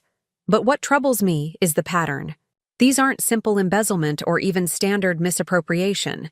They're systematic redirections specifically targeting the projects your father valued most." I frowned, trying to make sense of this. "You think Alex was deliberately undermining Meridian's sustainable initiatives? Why? That just devalues the company." "Unless devaluing specific aspects of Meridian was the goal," Lowell suggested quietly. The implication hit me with unexpected force. "You think the Vertex acquisition was about more than just buying Meridian? That they specifically wanted our commercial technologies but not the sustainable projects?" Lowell nodded slowly. The offer details were telling. Vertex proposed premium valuation for Meridian's commercial technology division while classifying the sustainable projects as non-core assets to be evaluated post-acquisition. "Corporate speak for shut down immediately," I translated. "Precisely. And by systematically redirecting funds away from those projects, Alex was essentially preparing them for closure, making them appear less viable, less central to Meridian's operations." This aligned with what I'd seen in Alex's board presentation. The selective data showing Meridian's supposedly precarious position, the emphasis on short-term commercial returns over long-term sustainable growth. "But why?" I asked. more to myself than to Lowell. Alex knows how important those projects were to Dad, to the company's mission. That's what I came to discuss with you, Lowell said, leaning forward. Your brother is an ambitious man, but this level of calculated dismantling suggests more than simple disagreement over company direction. I believe he's under pressure. From Vertex? Perhaps. Or from somewhere else. Lowell hesitated. I'm not prone to speculation, but the board has concerns that extend beyond the succession dispute. If you're well enough, we'd like you to attend today's meeting, virtually, of course. The fact that the board chairman was personally inviting me to participate suggested the situation was even more serious than I'd realized. I'll be there, I promised. What time? 2:00. I'll have the details sent to you. Lowell stood to leave, then paused. One more thing. The name Riverstone Technologies appeared in some of the communications we reviewed. Does that mean anything to you? I kept my expression neutral despite my racing heart. My father mentioned it once or twice. A holding company for some of Meridian's patents, I believe. Lowell nodded, revealing nothing about whether he believed me. Well, I look forward to seeing you, virtually, at the meeting. After he left, I immediately called Howard, who arrived 30 minutes later looking both concerned and intrigued by what I relayed. This confirms what we suspected, he said, after I'd shared both Victor's visit and Lowell's information. Alex isn't just trying to take control of Meridian. He's preparing it for a very specific kind of acquisition. But why would he systematically undermine the company's most innovative projects? I asked, still troubled by this aspect. Even from a purely financial perspective, those sustainable technologies have tremendous long-term value. Howard considered this.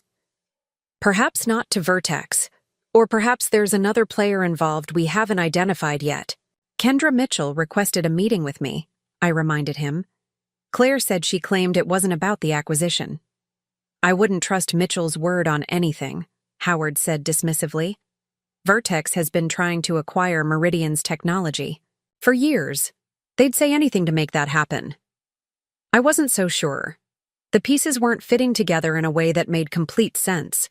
Alex's actions seemed too calculated, too specific to be explained by a simple power grab or even a lucrative acquisition deal. I need to attend that board meeting, I said firmly, and I need to see those financial reports for myself. Howard looked skeptical. Dr. Sharma was very clear about minimizing your stress. This is happening whether I participate or not. Better to be informed and prepared than blindsided. I fixed him with a determined stare. Set it up, Howard, and get me everything the board has on those financial irregularities. Reluctantly, he agreed, making arrangements for secure video conferencing equipment to be brought to my hospital room. By early afternoon, I was propped up in bed with a laptop, reviewing the financial data that had prompted the board's concerns. The patterns were indeed troubling. Since Dad's death, small but significant amounts had been systematically redirected from our sustainable technology projects to commercial research, with approximately 15% of those transferred funds then moving to external consulting companies. I didn't recognize Alpina Solutions, Tetra Dynamics, and Helix Consulting Group. I asked Claire to research these companies, and her findings were suspicious. All three had been established within the past year. All had minimal online presence, and none had verifiable track records in engineering or technology consulting. They appeared to be shell companies designed to receive funds without providing actual services. But why would Alex risk his reputation, risk criminal charges, to funnel relatively modest amounts to fake consulting firms? The total was significant but not life-changing for someone in Alex's position. Approximately $1.2 million over 4 months. Given the potential consequences, it seemed like an irrational risk, unless the money wasn't the primary objective. A new thought occurred to me as I reviewed the specific projects affected. Every single one involved technologies that Dad had been particularly passionate about: water purification, low-cost renewable energy for developing regions, sustainable building, materials for disaster-prone areas. The projects that most embodied Meridian's mission of engineering excellence with integrity.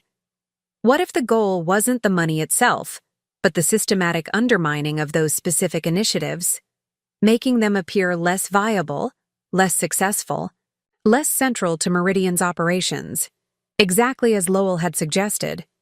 But again, why? If Alex simply disagreed with the company's direction, there were legitimate ways to shift strategy as CFO without resorting to financial manipulation, unless someone else was calling the shots.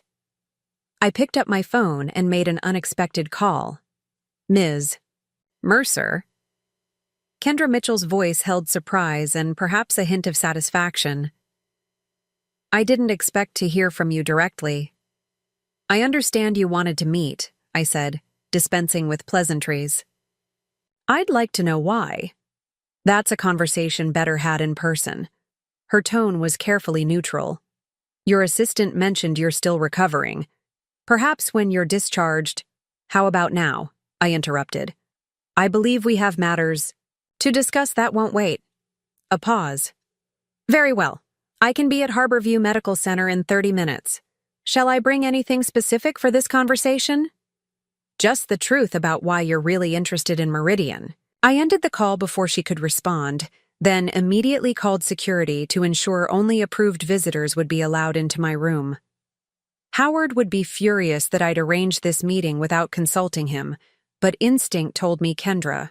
Mitchell might be the key to understanding what was really happening. True to her word, Mitchell arrived exactly 30 minutes later. She was younger than I'd expected from her reputation, perhaps early 40s, with sharp features and the focused intensity of someone unaccustomed to wasting time.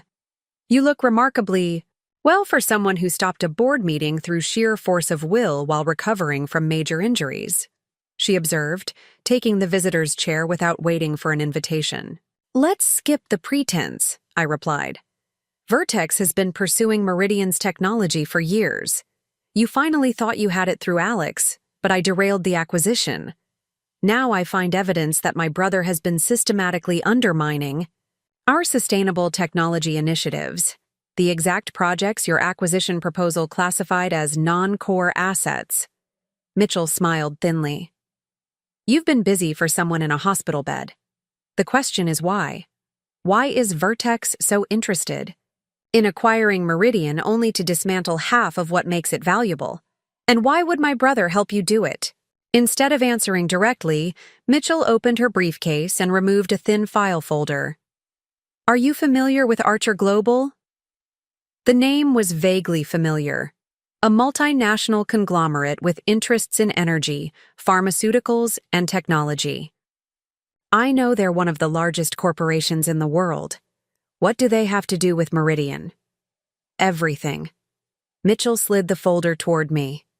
Archer has been quietly acquiring technology companies for the past decade, not through direct purchase, but through shell corporations and holding companies. They identify innovative technologies with disruptive potential, acquire them, and then either commercialize them on their terms or bury them entirely if they threaten existing profit centers. I opened the folder to find documentation of multiple acquisitions across various sectors, all ultimately tracing back to Archer Global. And Vertex is one of these shell corporations? Mitchell's laugh held no humor. Hardly. Vertex is very much a real company with its own objectives. But we compete in spaces where Archer operates, which means we notice patterns they'd prefer remained invisible. You still haven't explained what this has to do with Meridian, I pointed out, though a troubling suspicion was beginning to form. 3 months ago, Archer representatives approached your brother with an offer, not for Meridian directly, but for specific technologies held by a company called Riverstone Technologies. Your father's private holding company. I kept my expression neutral despite my surprise. How do you know this?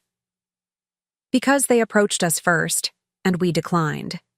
Mitchell's eyes narrowed slightly. Meridian's water purification and renewable energy technologies have disruptive potential in markets where Archer has significant investments. They wanted those technologies controlled or eliminated. And when you refused to be their proxy, they found someone more amenable. Someone who could access Riverstone from the inside. The implications were staggering. If Mitchell was telling the truth, Alex hadn't been working to take control of Meridian for his own ambition, or even for Vertex's benefit, but as part of a larger scheme orchestrated by Archer Global. "Why are you telling me this?" I asked, studying her carefully. "Corporate espionage isn't typically shared with competitors." Mitchell closed her briefcase with a decisive click. "Because Archer's approach to innovation is fundamentally destructive. They don't create, they acquire and control. Companies like Meridian and Vertex survive by actual innovation, by creating technologies that solve real problems.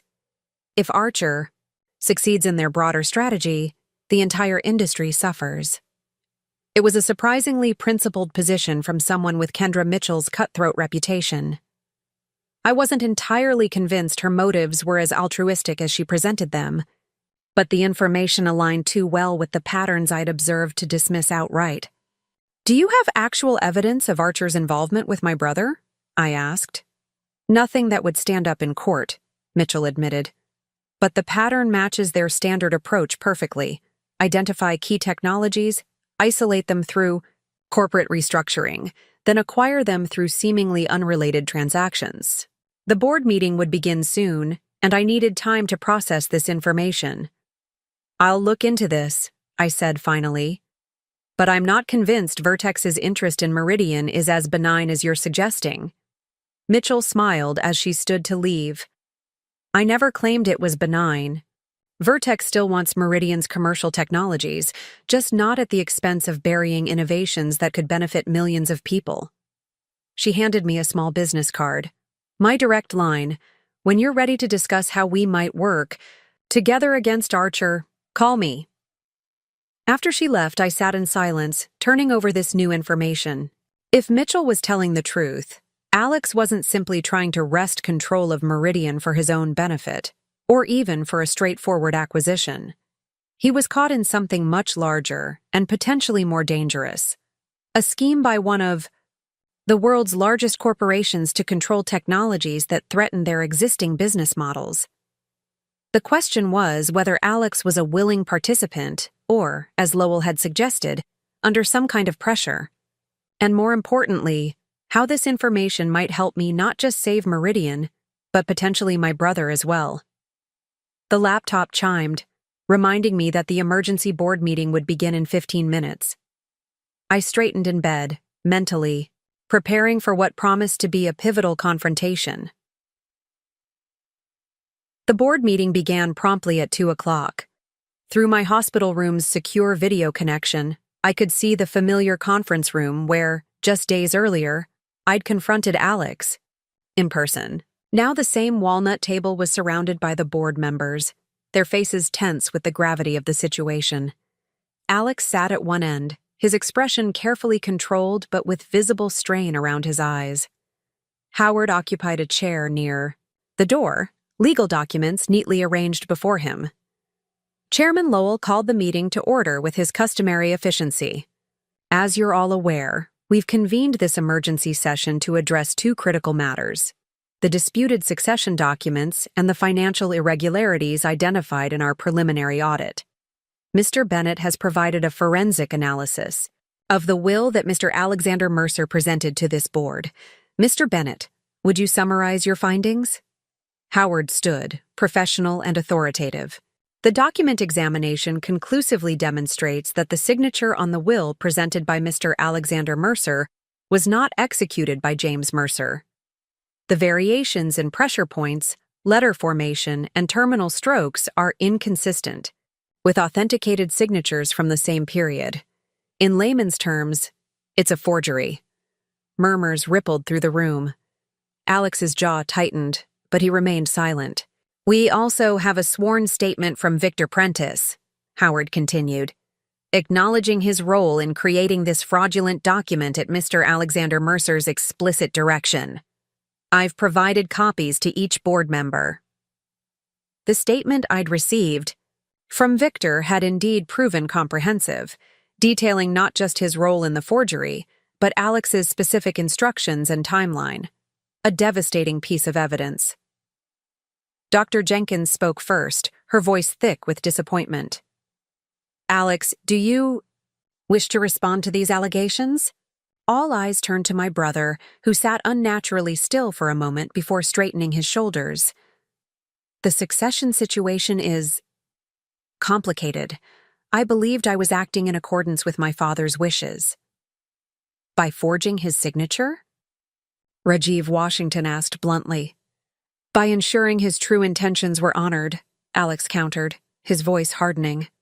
My father expressed concerns about Meridian's direction in his final weeks, concerns that the focus on humanitarian projects was undermining our commercial viability. The company needed decisive leadership. It was a weak defense, and from the board members' expressions, none of them were buying it. Chairman Lowell moved the discussion forward. "The forensic evidence and Mr. Prentice's statement leave little room for interpretation. The succession documents presented by Ms. Eleanor Mercer appear to be authentic and legally binding. These establish joint leadership between both Mercer siblings, with neither having unilateral authority to pursue major transactions, such as the proposed Vertex acquisition." He turned to face the camera, addressing me directly. "Ms. Mercer, do you wish to comment before we vote on formally recognizing these succession arrangements?" This was the moment to reclaim my rightful position at Meridian, to secure Dad's legacy. Yet the information Mitchell had shared gave me pause. If Alex was indeed entangled with Archer Global, simply removing him from power might not solve the deeper threat. "I stand by the authenticity of my father's true succession plan," I said carefully. He believed in balanced leadership between Alex and myself, combining our different strengths. I remain committed to that vision. I took a breath, then added, "However, before the board votes, I believe we should address the financial irregularities that have been identified. Those may shed light on the motivations behind the succession dispute." Lowell nodded, seemingly pleased with this direction. "Indeed. Our financial committee has completed a preliminary review of transactions since James Mercer's passing. Ms. Reynolds, would you present the findings?" Diane Reynolds, a retired financial analyst who had served on Meridian's board for nearly a decade, took the floor. Her presentation was methodical and damning, detailing the systematic redirection of funds from sustainable projects to commercial research, followed by suspicious payments to unverifiable consulting companies. In total, she concluded, approximately $1.2 million has been diverted through these channels over the past 4 months. All authorizations bear Mr. Alexander Mercer's signature. The silence that followed was heavy with implication. Financial impropriety of this magnitude wasn't just an internal company matter, it potentially crossed into criminal territory. "Alex," Chairman Lowell said quietly, "I believe it's time for a full explanation." My brother's composure finally cracked. He ran a hand through his hair, a gesture so like our father's that it momentarily startled me, and let out a long breath. "It's not what you think," he said, his voice strained. "The funds weren't for personal benefit. I was managing a situation." "What situation justifies misappropriating company funds?" Dr. Jenkins asked. Alex's eyes flicked toward the camera, toward me, then back to the board. "I received certain information about Riverstone Technologies after my father's death, information that suggested Meridian's most valuable patents might be vulnerable." "Vulnerable how?" Lowell pressed. "To be acquired by outside interests, specifically by Archer Global." The name dropped into the room like a stone into still water, sending ripples of reaction across the board members' faces. Several exchanged glances that suggested this wasn't the first time they'd heard concerns about the multinational conglomerate. "What does Archer Global have to do with Meridian?" Washington asked. Alex hesitated, clearly calculating how much to reveal. "Archer has been systematically acquiring technologies that compete with their existing businesses. Not directly, but through shell companies and intermediaries. Their primary interest is in controlling innovation that might disrupt their current profit centers. And Meridian's sustainable technologies would qualify as disruptive, Lowell stated rather than asked. Precisely. Particularly the new water filtration system and the low-cost solar generation technology. Both could undermine Archer's existing infrastructure investments in developing regions. I watched my brother carefully as he spoke. This aligned with Mitchell's information, but coming from Alex himself, it carried more weight and raised more questions. That still doesn't explain the financial diversions, Reynolds pointed out, or the succession dispute. I was approached by Archer representatives shortly after Dad's death, Alex continued. They were persistent about acquiring specific technologies held by Riverstone. Did they threaten you? I asked, breaking my silence. Alex's gaze met mine through the camera. Not explicitly. They made it clear that Riverstone's patents were vulnerable to legal challenges that would be expensive and potentially damaging to defend. They offered an elegant solution. Sell the specific technologies they were concerned about, retain everything else. And you considered this? Howard's disbelief was evident. Initially, no, Alex replied, surprising me. I told them Riverstone's technologies weren't for sale at any price. That's when things escalated. They began applying pressure, subtle at first, then more direct, suggesting that certain regulatory bodies might take interest in Meridian's international operations, implying that key clients might suddenly reconsider their contracts. Blackmail, Dr. Jenkins stated flatly. Corporate leverage, Alex corrected with a grimace. They're too sophisticated for anything that could be proven as criminal. But the message was clear. Cooperate or suffer consequences that would damage Meridian far beyond the specific technologies they wanted. And the money? Reynolds persisted. The diverted funds? A holding pattern, Alex admitted. I needed time to assess our options, to find leverage against Archer. The shell companies were a way to temporarily secure funds while I developed a strategy. Every cent can be accounted for. None of it went to personal use. I found myself believing him despite everything. The explanation made a certain sense, a desperate maneuver to buy time while under pressure from a powerful adversary. But it still didn't explain everything. Why not bring this to the board? Lowell asked, voicing my own question. Why the secrecy? The forged will? The rushed acquisition by Vertex? Alex's expression darkened. Archer has connections throughout the industry, including with certain board members of companies they target. His gaze swept the room, leaving unspoken the implication that someone present might have Archer ties. As for Vertex, that was a miscalculation on my part. Explain, Lowell demanded. I approached Kendra Mitchell about a strategic partnership, a way to strengthen our position against Archer. She saw an opportunity for full acquisition instead. Alex's mouth twisted wryly. Corporate predators recognize opportunity when they see it.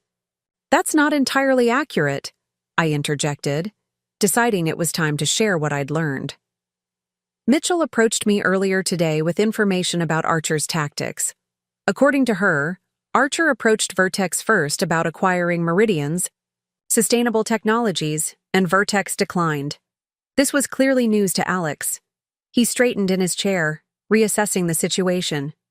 Mitchell told you this? I nodded.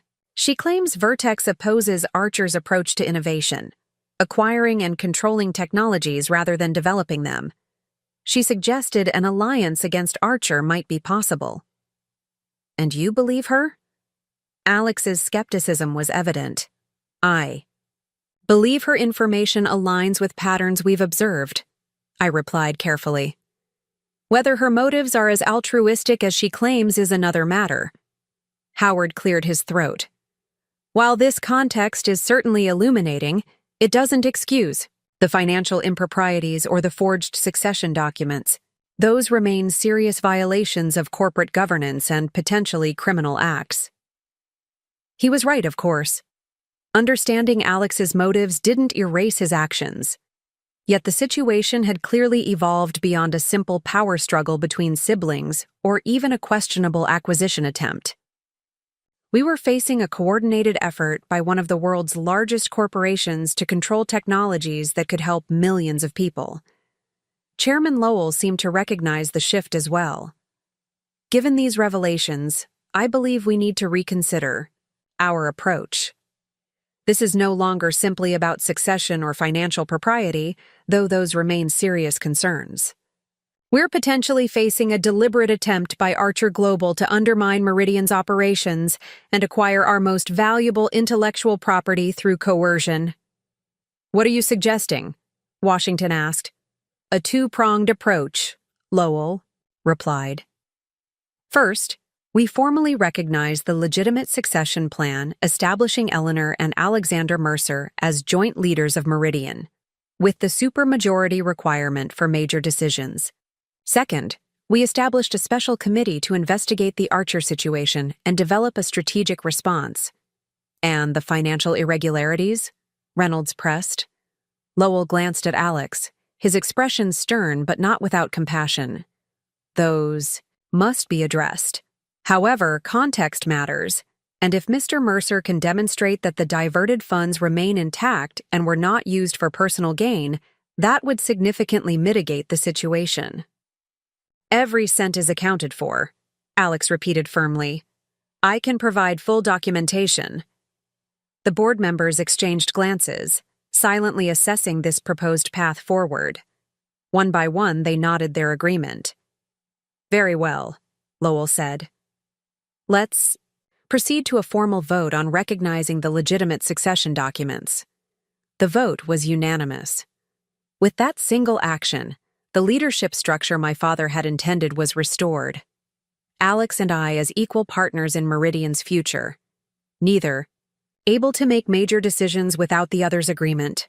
Now, Lowell continued, regarding the Archer situation, Ms. Mercer, given your current medical condition, how soon do you anticipate returning to active duty at Meridian? I'm being discharged tomorrow, I said, surprising even myself with the decision. I'll need to continue recovery, but I can begin limited work immediately. Dr. Sharma would likely have strong words about this plan, but some situations couldn't wait for ideal medical timing. Good, Lowell nodded, because it appears we have a significant threat to address, and Meridian will need both of its leaders fully engaged. As the meeting moved on to establishing the special committee, I found myself studying Alex through the video feed. My brother sat straighter now, some of the tension gone from his shoulders. Not relieved exactly, but perhaps less burdened by secrets. When he glanced toward the camera, our eyes met briefly. In that moment, something passed between us. Not forgiveness, not yet, but perhaps understanding. We had both been trying to protect Dad's legacy in our own ways. Now we would need to find a way to do it together, against an adversary far more formidable than either of us had imagined. The battle for Meridian had entered a new phase, one that would require all the innovation, strategic thinking, and determination both Mercer siblings could muster. 3 months later, I stood at the window of what had once been Dad's office, now a shared space where Alex and I both worked, honoring the joint leadership our father had envisioned. The Seattle skyline stretched before me, rain streaming down the glass in rivulets that mirrored the challenging path we'd traveled. My physical recovery had progressed steadily, though. Dr. Sharma still insisted I use a cane for longer walks. The emotional recovery, rebuilding trust with Alex, processing Dad's death, accepting the new reality of Meridian, had been more complex, but equally steady. The door opened behind me, and Alex entered carrying 2 mugs of coffee. He'd developed this habit in recent weeks, bringing afternoon coffee as a pretext for our informal strategy sessions. A small gesture of normalcy in what had been an extraordinary time. Mitchell's team just confirmed, he said, handing me a mug. Archer's backing off their patent challenge. Apparently, having their tactics exposed to 3 of their major investors was sufficiently persuasive. I allowed myself a small smile of satisfaction. Amazing how quickly corporate predators retreat when the light hits them. Our strategy against Archer had been multi-pronged. While our legal team defended Riverstone's patents, Howard had quietly approached key Archer investors with documented evidence of the company's coercive tactics. Simultaneously, we'd formed a strategic alliance with Vertex and 2 other technology firms to create a united front against Archer's acquisition attempts. The board is pleased, Alex continued, settling into one of the chairs near the window. Lowell called it a masterclass in corporate defense. It's not over, I cautioned. Archer will regroup, find another angle. Companies like that don't simply give up on acquisitions they want. No, Alex agreed. But we've bought time and created consequences for their approach. That's a significant victory. He wasn't wrong. In just 3 months, we'd not only fended off Archer's immediate threat, but strengthened Meridian's position considerably. The sustainable technology projects were back on track, fully funded and progressing rapidly. The Meridian Pure S200 water filtration system had moved from prototype to production, with the first units already deployed in regions struggling with water access. Dad would be proud, I said softly, almost to myself. Alex was quiet for a moment. Of you, certainly. Of us, I corrected, turning to face him directly. This is exactly what he wanted, both of us leading together, balancing each other's perspectives. You were right about some things, Alex. We did need stronger commercial positioning. I was too focused on humanitarian projects without enough attention to financial sustainability. It had taken time and considerable effort, but we'd gradually found a working balance. Alex's financial acumen and strategic thinking complementing my innovation focus and commitment to Meridian's ethical foundation. And you were right about the soul of the company, he acknowledged. Sustainable technologies aren't just morally satisfying projects, they're our future. The commercial applications emerging from the filtration system alone could transform our market position. This was the most significant shift in our dynamic, the growing mutual respect for each other's strengths, the recognition that Dad had been right about the wisdom of balanced leadership. I've been thinking, I said, setting down my coffee mug, about what Dad wrote in his letter to me, that I should use the Riverstone leverage not to punish you, but to preserve what we've built. Alex tensed slightly. The letter had been a point of contention between us, evidence that Dad had trusted me with information he'd withheld from Alex. He knew, I continued carefully, not about Archer specifically, but that someday Meridian would face this kind of challenge, that our most valuable innovations would make us a target. And he prepared for it, Alex said, a hint of admiration in his voice despite the lingering hurt. The hidden safe, the separate holding company, the balanced succession plan. He was always 3 steps ahead. Not always, I countered, reaching for the small wooden box I'd placed on the desk earlier. He didn't anticipate dying so suddenly, or how his absence would affect us both. I opened the box, removing an envelope I'd found the previous week, while finally sorting through Dad's personal effects at his house. It was addressed to both Alex and me, dated just 1 day before his heart attack. I found this in his study, I explained, handing it to Alex. It was in the desk drawer, not the safe. I think he meant to give it to us directly. Alex took the envelope with visible trepidation. Have you read it? No, I said honestly. It's addressed to both of us. I thought we should read it together. He studied my face for a moment, perhaps searching for deception, then carefully opened the envelope. Inside was a single page written in Dad's distinctive handwriting. Alex held it so we could both read it. My dear Alex and Ellie, if you're reading this, we've had the conversation I've been putting off for too long. Running Meridian has been the great joy of my life, but the time has come to look toward its future. A future that belongs to both of you. I've watched you grow into extraordinarily capable individuals, each brilliant in your own way. Alex, your strategic mind and financial acumen have strengthened Meridian immeasurably. Ellie, your innovative spirit and unwavering commitment to our mission have kept us true to our purpose. Together, you represent everything Meridian stands for: profit with purpose, innovation with integrity, commercial success with social impact. I've structured the succession to require collaboration between you, not as a constraint, but as recognition of a fundamental truth. Neither perspective is complete on its own. The tensions between your different approaches aren't weaknesses to be resolved, but a dynamic balance that will keep Meridian strong against forces that would compromise our values for quick gains. Trust each other, challenge each other, and remember that Meridian's greatest asset has never been its patents or profits, but the principle that engineering excellence can serve humanity while building a sustainable business. With pride in who you are and faith in what you'll become, Dad, we sat in silence after reading, both absorbing the words Dad had written in his final days, the guidance he'd intended to deliver in person but never got the chance to share. He always saw us clearly, Alex said finally, his voice rough, with emotion. Both our strengths and our blind spots.